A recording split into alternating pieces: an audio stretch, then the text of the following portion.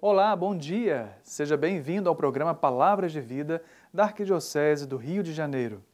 Um programa que há 48 anos entra na sua casa. Fique com a gente com a nossa programação. Olá, bom dia Padre Arnaldo e um bom dia a você que nos assiste nessa manhã de domingo em mais um Palavras de Vida, o programa oficial da Arquidiocese do Rio de Janeiro na TV Brasil. E antes da gente começar, eu já quero te convidar a ficar por dentro de tudo que acontece aqui no nosso programa. Para isso, basta fazer a sua inscrição no nosso canal oficial no YouTube. É só acessar youtube.com/Palavras de Vida TV Brasil. Lá você encontra todos os programas que já foram ao ar e ainda confere matérias especiais feitas pela nossa equipe. E agora, vamos para o Vaticano acompanhar a catequese com o Papa Francisco.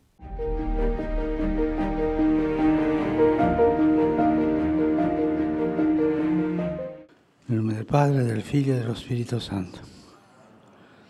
La pace sia con voi. Leitura do livro do Gênesis. Eis a lista dos descendentes de Adão. Quando Deus criou o ser humano, Ele o criou à semelhança de Deus. Criou-os homem e mulher e os abençoou. Adão tinha 130 anos, quando gerou um filho, à sua semelhança e imagem, e chamou-o Sete. Adão viveu mais 800 anos e gerou filhos e filhas. Ao todo, Adão viveu 930 anos e depois morreu. Palavra da salvação. Glória a vós, Senhor. O Papa está dedicando a sua catequese à velhice. Hoje é a segunda catequese e hoje o Papa nos fala sobre a longevidade. Queridos irmãos e irmãs, bom dia. Na narração bíblica das genealogias dos progenitores, impressiona-nos imediatamente a sua enorme longevidade. Fala-se de séculos. Quando começa nela a velhice? E o que significa o fato que esses pais antigos vivem tanto tempo depois de terem gerado os filhos? Pais e filhos vivem juntos durante séculos. Essa cadência secular do tempo, narrada em estilo ritual, confere à relação entre longevidade e genealogia um profundo significado simbólico forte, muito forte. É como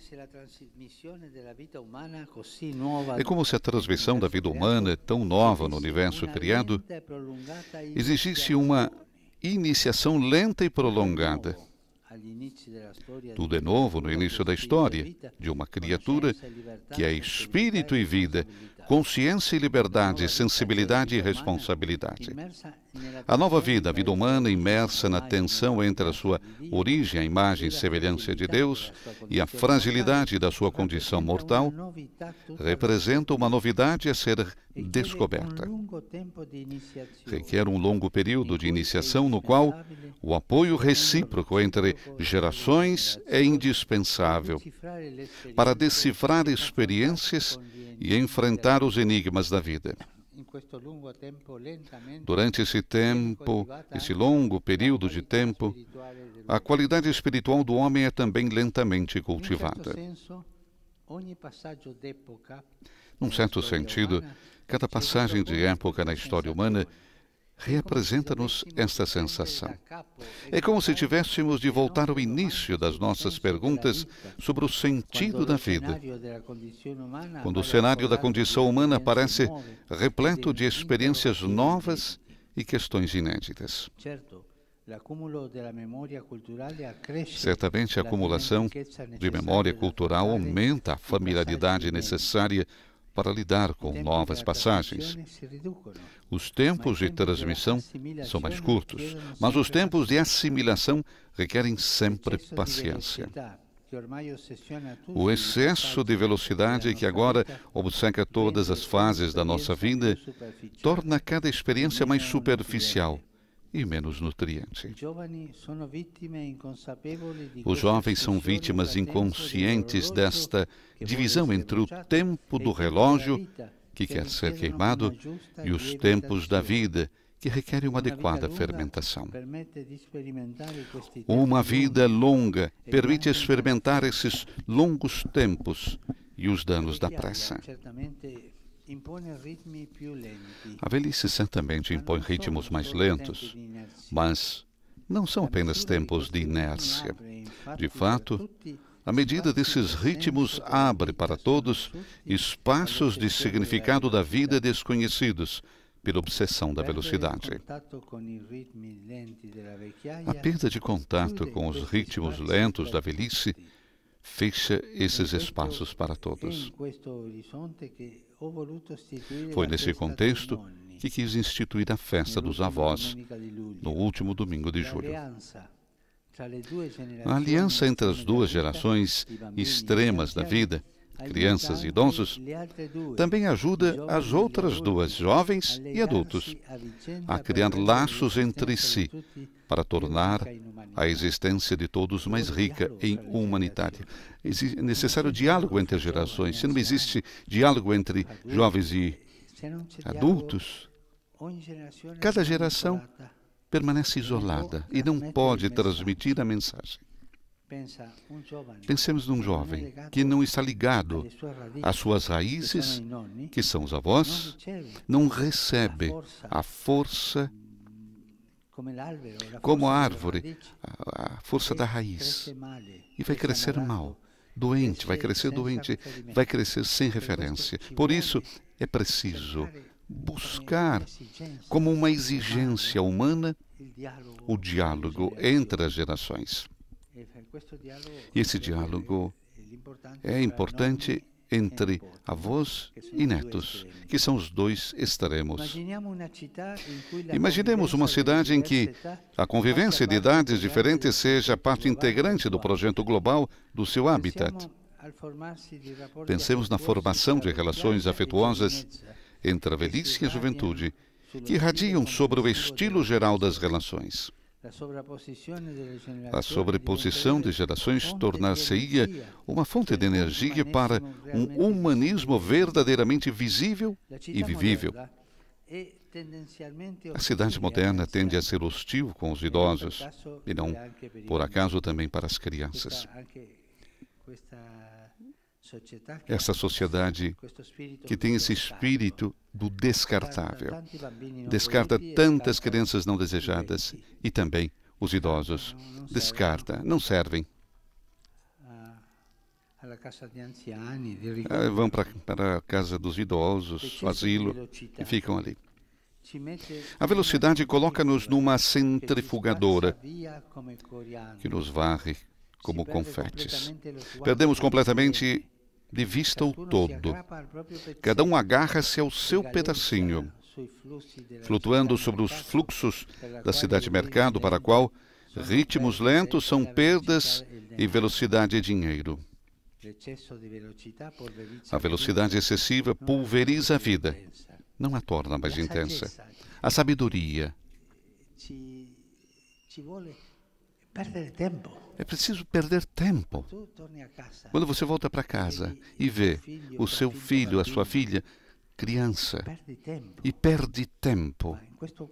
Mas nesse colóquio é fundamental para a sociedade perder tempo com as crianças. Sobretudo em casa, quando está o avô e a avó, que talvez não raciocinam bem, perdeu um pouco aquela capacidade de falar, e você está com ele ou com ela, você perde tempo. Mas esse perder tempo fortalece a família humana. É necessário gastar tempo, um tempo que não é habitual, com as crianças e com os idosos, porque eles nos dão uma outra capacidade de ver a vida. A pandemia em que ainda somos forçados a viver impôs com bastante sofrimento, infelizmente, um bloqueio oculto do uso da velocidade. E nesse período, os avós funcionaram como uma barreira à desidratação afetiva dos mais jovens. a visível aliança de gerações que harmoniza os tempos e ritmos, restitui-nos a esperança de não vivermos a vida em vão e restitui a cada um de nós o amor pelas nossas vidas vulneráveis, bloqueando o caminho para a obsessão da velocidade, que simplesmente a consome. A palavra-chave aqui é: a cada um de vocês, você sabe perder tempo, ou você está sempre com pressa, com aquela velocidade, estou com pressa e não posso. Você sabe perder tempo com a vovó, com a avó, com as crianças? Você sabe perder tempo brincando com seus filhos, com as crianças? Essa é a comparação. Pense um pouco. E questo restituisce a ciascuno l'amore per la nostra vita vulnerabile. Isso restitui a cada um de nós o amor pelas nossas vidas vulneráveis, bloqueando, como disse, o caminho para a obsessão da velocidade, que simplesmente a consome. Os ritmos da velhice são um recurso indispensável para aprender o significado da vida marcada pelo tempo. Os idosos têm o seu ritmo, mas são ritmos que nos ajudam. Graças a essa mediação com os idosos, o destino da vida ao encontro com Deus torna-se mais credível. Um desígnio que se esconde na criação do ser humano, a sua imagem e semelhança, e que é selado com o Filho de Deus que se fez homem. Hoje verifica-se uma maior longevidade da vida humana. Isto dá-nos a oportunidade de incrementar a aliança entre todos os tempos da vida. Tanta longevidade, mas também temos que fazer mais alianças. E também com o sentido da vida na sua totalidade. O sentido da vida não é somente na idade adulta. Pensar 25 anos a 60 anos. Não. O sentido da vida é tudo. Do nascimento até a morte. E você deveria ser capaz de interloquir com todos. E ter também relações afetivas com todos. E assim, a sua maturidade será mais rica, mais forte. E também nos oferece esse significado da vida, que é na sua totalidade. Que o Espírito Santo nos conceda inteligência e força para essa reforma. É necessária uma reforma. A prepotência do tempo do relógio deve ser convertida à beleza dos ritmos da vida. Esta é a reforma que devemos fazer. No nosso coração, na família, na sociedade. Repito, reformar o quê? Que a prepotência do tempo do relógio torne-se convertida, então, à beleza dos ritmos da vida. Converter. A prepotência do tempo, que sempre tem pressa, aos ritmos da vida. A aliança das gerações é indispensável. Numa sociedade em que os idosos não falam com os jovens não falam com os idosos, os adultos não falam com os jovens nem com os jovens, é uma sociedade estéril, sem futuro. Uma sociedade que não olha para o horizonte, mas guarda a si mesmo e torna-se sozinha. Que Deus nos ajude a encontrar a música adequada para essa harmonização das diversas idades. Os pequenos, os idosos, os adultos, todos juntos. Uma bela sinfonia de diálogo. Muito obrigado.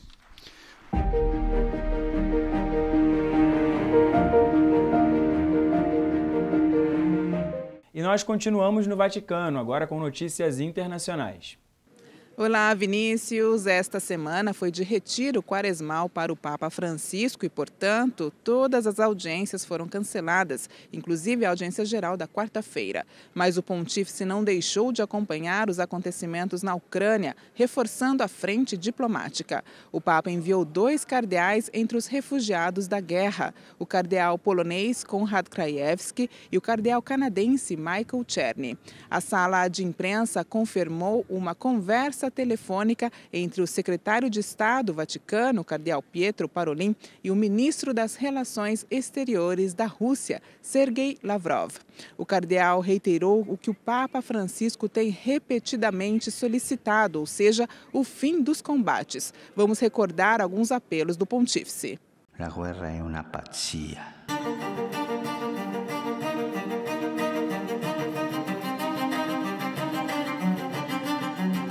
Chi fa la guerra dimentica l'umanità.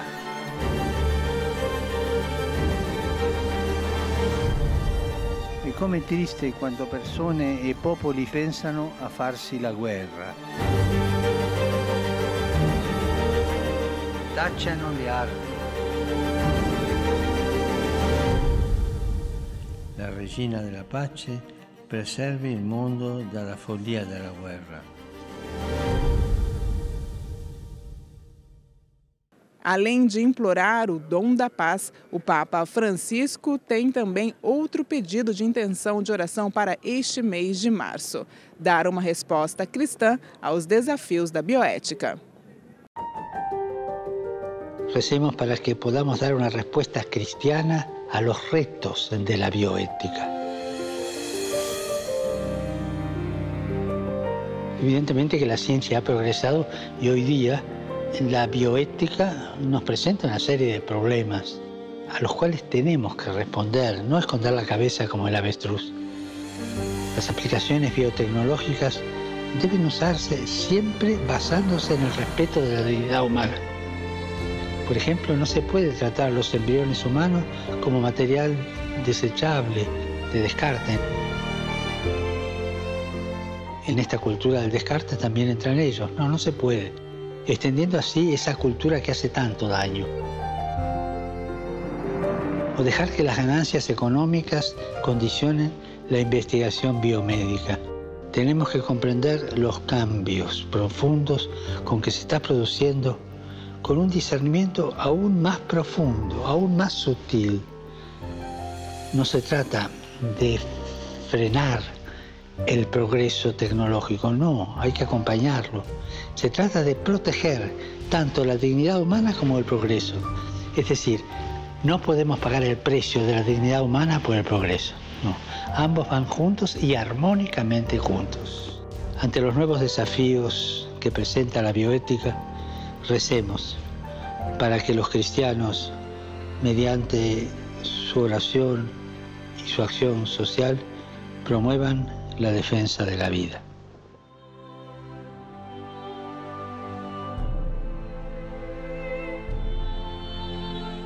Do Vaticano, Bianca Fracalvieri para o programa Palavras de Vida.